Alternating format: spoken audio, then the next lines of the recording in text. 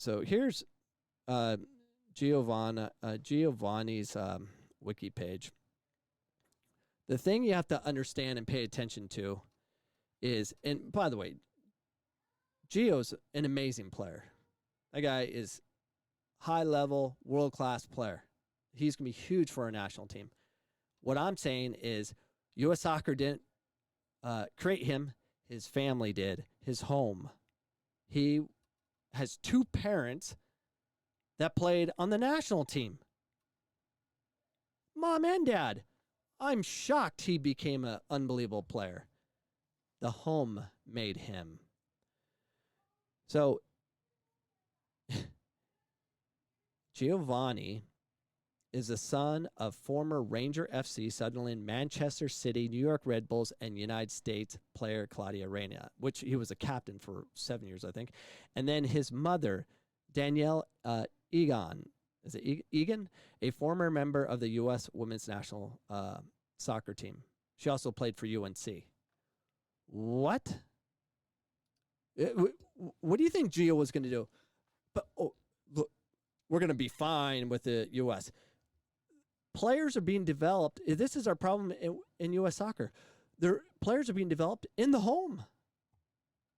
My children will benefit from what I've learned. I played Division I soccer. I played professional soccer. I'm handing that to my children. Do you not see it? You don't. Let's look at another one. Let's look at Pulisic. Here's Pulisic's father. Pulisic's father was an indoor professional soccer player. Harrisburg Heat. He played for George Mason University and then played for Harrisburg Heat. By the way, I almost played for them. And his dad was smart enough to say, let's get our son out of here and go to Germany. And that's where he went. He took his son and dropped him off at Borussia Dortmund Academy and became a coach there and stayed with his son. He was smart enough to get out of the United States to avoid the destructive nature of U.S. soccer. It doesn't develop players. It's developed in the home with a smart mother or father or combination of the both that develop their child. So let's look at another one. Let's go to Weston McKennie. So let's look at his. Did the U.S. develop him? Let's look. This is from ESPN Plus from the Bundesliga website. The Texas native was just 5 when his family relocated from the U.S. to Germany. Oh, so that's where he started. A transatlantic twist of fate that opened his eyes to soccer, changing the course of his life forever. We were stationed in Fort Lee, Virginia, Weston's dad, John, explained to USsoccer.com as part of their new series, Rising Emerging Faces of the U.S. Men's National Team. It was just coming up on time for me to make a PCS, a permanent change of station, and I had an option to go to Alaska or go to Germany. I talked to my family about it, and it's like, I don't want to go to Alaska. It's cold there, so we decided to go to Germany. So if he chose Alaska, there is no Weston McKennie playing soccer. Probably be playing football. Something else. Let's read on. I talked to the family about it, and it was like, we'll not go to Alaska. It's too cold. We're going to Germany. For young Weston, one of the things was soccer. He began to play regularly with his older brother John and a friend Toby across the road from the family's home and the village sports hall. Even then, he was cut above the rest. So he was doing street soccer already. Crazy.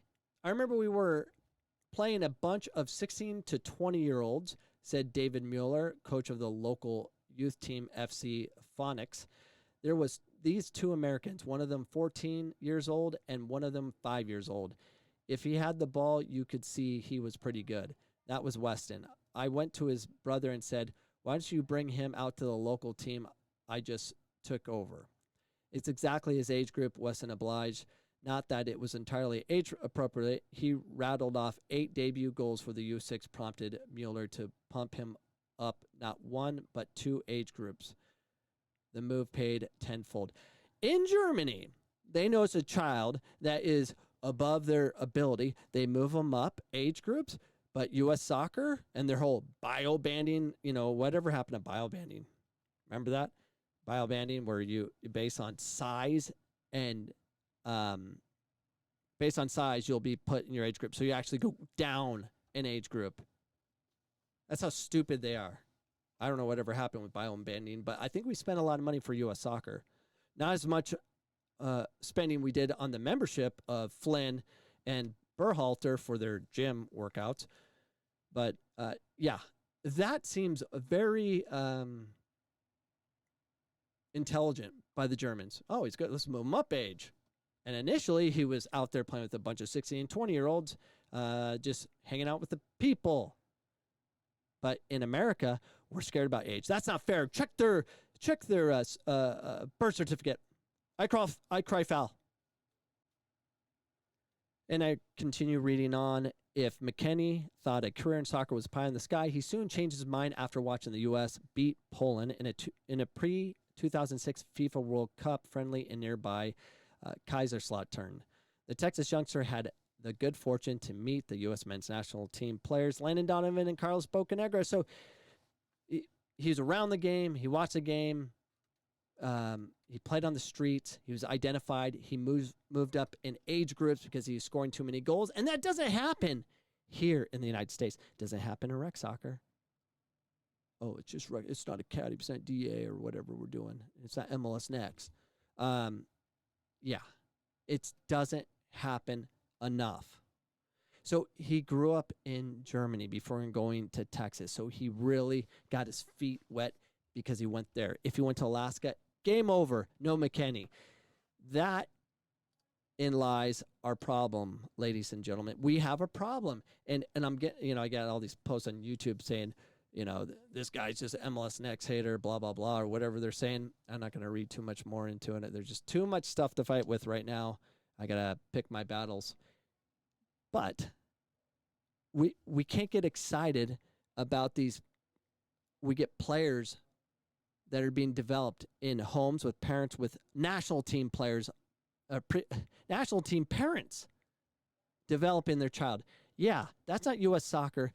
That's parents.